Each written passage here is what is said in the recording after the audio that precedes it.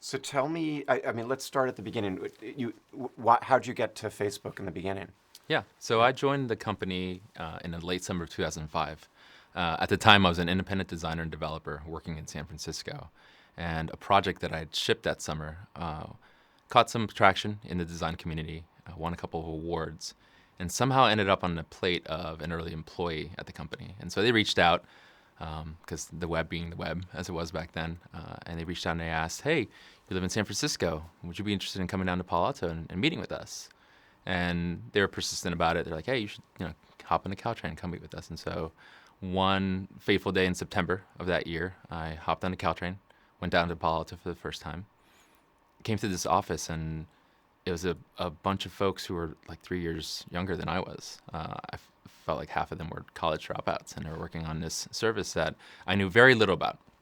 I understood it was in the social networking space, and it became quickly apparent to me that one, they had very lofty aspirations or ambitions for this company that they were building. But then two, they seemed a little bit too smart to be working on social networking. When I thought of social networking, I thought about the incumbent at the time, MySpace or Friendster. And so I didn't quite understand how they had kind of amassed a group of like bona fide young technologists to work in this space. And when you say lofty ambitions, how was it articulated at the time in terms of the Yeah. ambitions? Yeah, so the ambitions were somewhat abstract, and yet they kind of proved out to be true over time. It was this idea that the world is made up of a system of relationships across people, organizations, entities.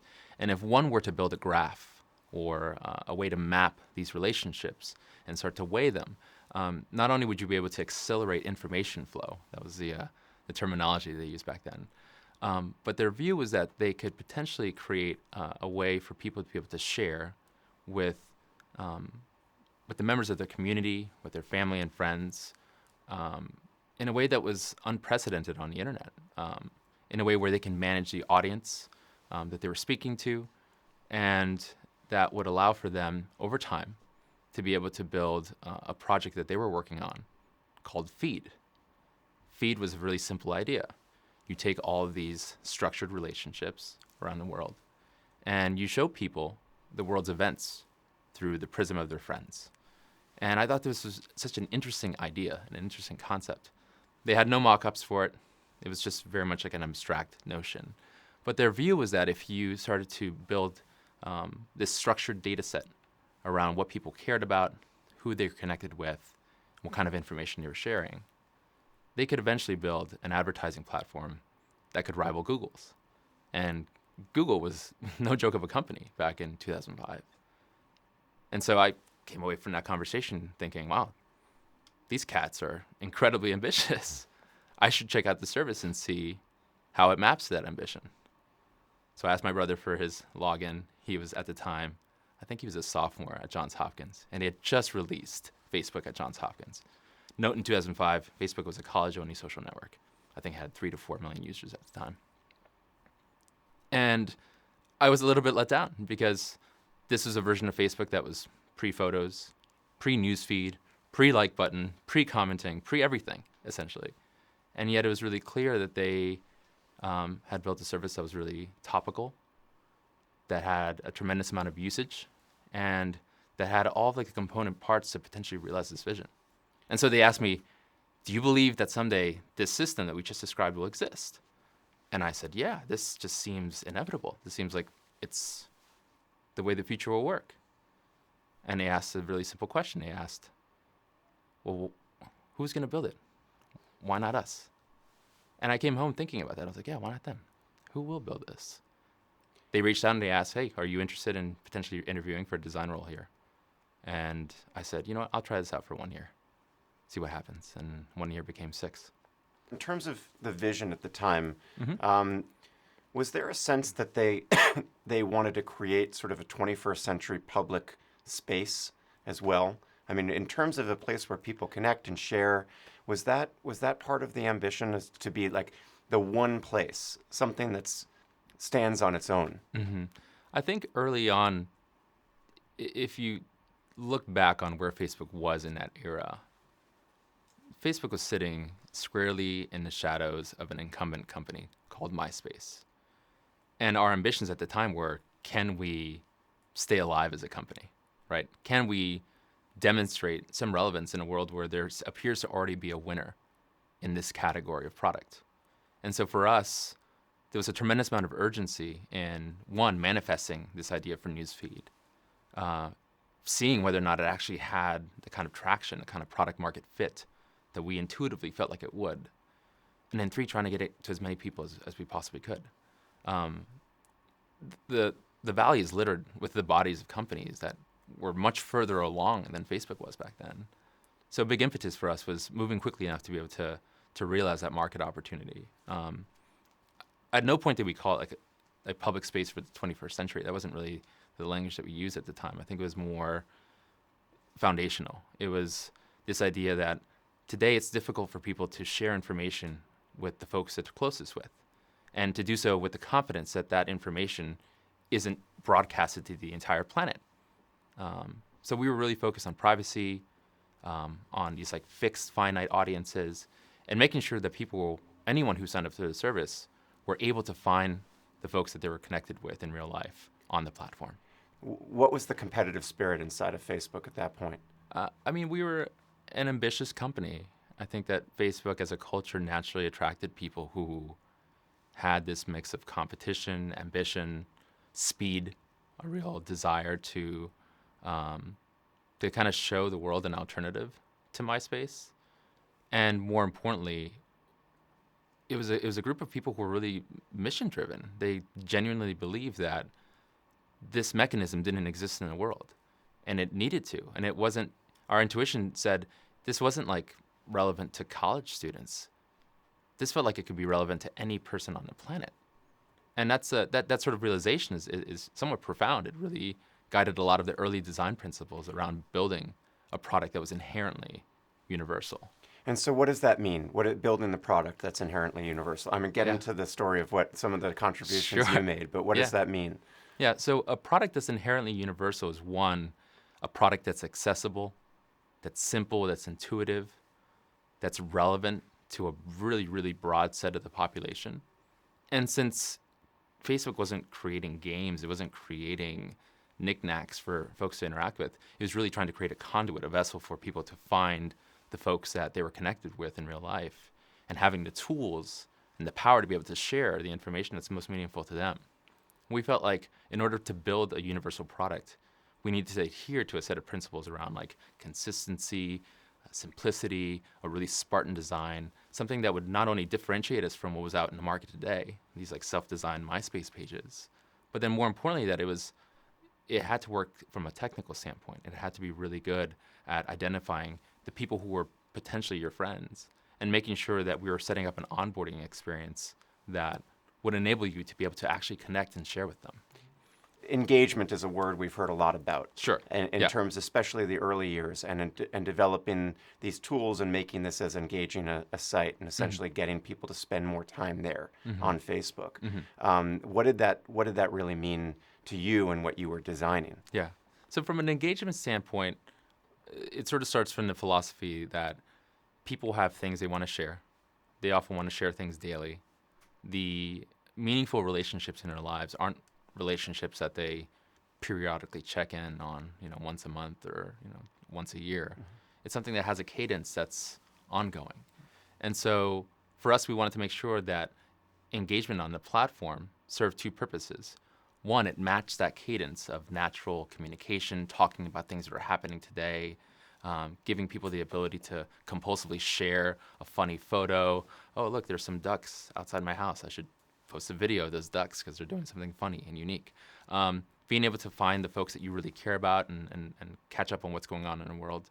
But then two, in practice, we understood that engagement was one of the driving functions, one of the health metrics of the business. We needed to make sure that the product was relevant. And so if the product's not engaging people on a periodic basis, on a daily basis, it's not likely to be relevant. And it's not likely to be a thriving business. It's been reported that in Friday meetings early on, that Mark used to end the meetings by saying domination. Is that true? That is true. So tell me about that. What were those Friday meetings, and what did that mean, domination? I mean, I can only speak to my experience. Part of it was the rallying of the troops against what most people in the industry might perceive as like as a product or company that might be dead on arrival. Again, you sort of look back and consider Facebook and where it was relative to MySpace, which I think was on the order of like 60 times larger than Facebook from a user standpoint. We were the insurgents. We were the ones that had everything to lose. And I think that the notion of domination was guided by this idea of rallying the troops towards making steady, continuous progress towards a strategy that we felt like could potentially win. And that wouldn't be fully realized in like a single quarter or even in a single year. It was going to be a multi-year effort. But if we were able to capitalize on that opportunity, we felt like we might be able to build a product that would have meaningful influence on how people lived. And I certainly wasn't thinking that it would be on the order of billions of people. The smartphone had not yet been invented by that stage. But I think, the spirit of domination was really around this idea of like rallying the competitive spirit against what was on paper a clearly grim situation. I know we're limited, so the like button, I just need to hear about the genesis of that and ask you a couple of questions about that. So how did that come about? So the like button was a feature that we had in what I like to call product purgatory for, I think, multiple years. We had started working on it in the summer of 2007. A team had gotten together for a hackathon, built an initial prototype. But it always somehow never ended up going to production because the design wasn't quite there. It often flunked the Zuck review before it went out to market. And we weren't able to kind of reach a final design that we felt like was cohesive with the broader product. In late 2008, I started working on what ended up being a major redesign of Newsfeed that introduced inline commenting. I think most people forget that commenting in Newsfeed was not a thing for several years of Newsfeed's history. But we wanted to make Newsfeed the actual conduit for interactions on Facebook, where you can spend your whole time, your whole session on Newsfeed and get a tremendous amount of value out of it and also be able to converse with the people around you. And as part of that program, which we call the universal feedback interface, we had sort of set the stage for finally releasing the like button. At the time, we were a little bit skeptical about the like button. We were concerned that the like button would cannibalize commenting, that it would start to erode engagement because people would just resort to clicking a like button, not talking to the people in their community. And as it turned out, our intuition was just dead wrong. We ran these like experiments. We kind of like launched the like button in these controlled, self-contained networks to see what the usage would look like relative to the broader user base. And what we found was that the like button acted as a social lubricant. It actually increased the likelihood of a comment if there were likes on a particular post. And of course, it was also driving this flywheel of engagement that people felt like they were heard on the platform whenever they shared something. And so what we found was that we struck a chord of meaning that I don't think any of us really had fully internalized would be the case.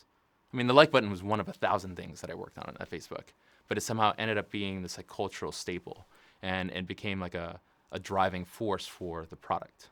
Was it something that you all considered at the time?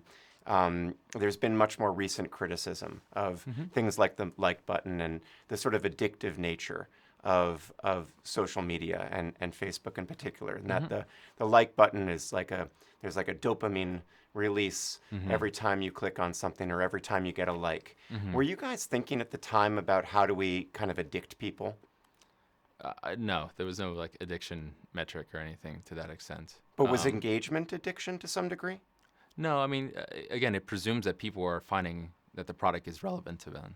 And what we were focused on was how do we make a product globally relevant? Again, this is an era in which the smartphone, it was not clear yet like how much larger the total addressable market would grow as a result of the smartphone. It was not clear like how Facebook would survive inevitable competition from Google and all the whispers that we heard about them launching a competing product and the sheer amount of distribution that they enjoyed. For us, the key focus was building a company that was going to be relevant. And that was not a foregone conclusion. Certainly not in the time that we were developing those products. Do you look back and it's sort of like, wow, be careful what you wish for here in terms of wanting to be the social network that connects everybody, that you didn't necessarily think about the attendant risks of what it means to connect 2.2 billion people? Yeah, I mean, there's a lot of mistakes that were made along the way that can be, that are clearly regrettable. A lot of edge cases and scenarios that we certainly didn't anticipate. We didn't anticipate that foreign actors would use Facebook to coordinate a campaign to influence an election.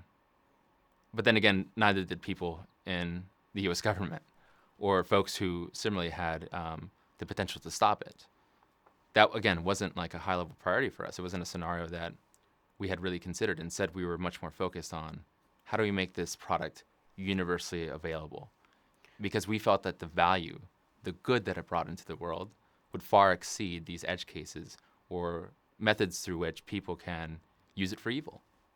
So, was there a concern at the time? Because 2011, the filter bubble, Eli Pariser's book comes out, right? And it's not as if there weren't people already talking about the idea that the engagement-driven algorithms could have major effects on what information people were exposed to, how people saw the world, and echo chambers and all sorts of concerns like that. Yeah. Was that criticism or those concerns permeating the walls of Facebook? I think to an extent, they were being heard. But again, at the time, the company was trying to solve for mobile advertising.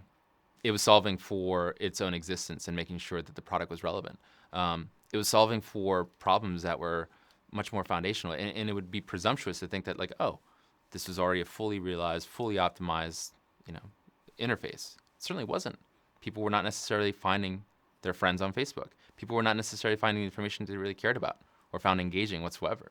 But I think that it's now clear in hindsight that there were these anti-patterns that started to emerge when the bulk of a person's community reflected either an ideology or a set of inputs that are specific to that community, and that kind of squeezed out or left little room for information outside of what that community sees and believes. But again, I think it's important to look back and consider that the genesis of Newsfeed was this idea that people don't have access to the information that's personal, that comes from their friends and their family, and that in and of itself we thought would have universal appeal and would create a lot of social good and social value to people all over the world. I think it's easy to overlook how quickly Facebook reacts or has historically reacted to pushback from the community when it launches features that were either not well considered or that didn't map to what people actually wanted. And, the one that kind of sits in the lore of the company is when we first launched Newsfeed, and just the sheer amount of blowback that was kind of self-perpetuated by Newsfeed from, the user base at that time, where people didn't understand why this feature was released, who can see what. There was no onboarding experience that we had built when we released it. We just press go. And more importantly, there were real concerns around, I feel like my privacy is being invaded. I can't articulate why, but I feel as though there's a betrayal of trust. We didn't sit on our hands back then. We spun up a task force to try to identify what are the specific concerns that people are expressing, what are the features and controls that we need to give to people so that they feel like they have some agency over the information that's being shared over Newsfeed. And then we launched a whole new set of controls within 5 business days of the Newsfeed launch.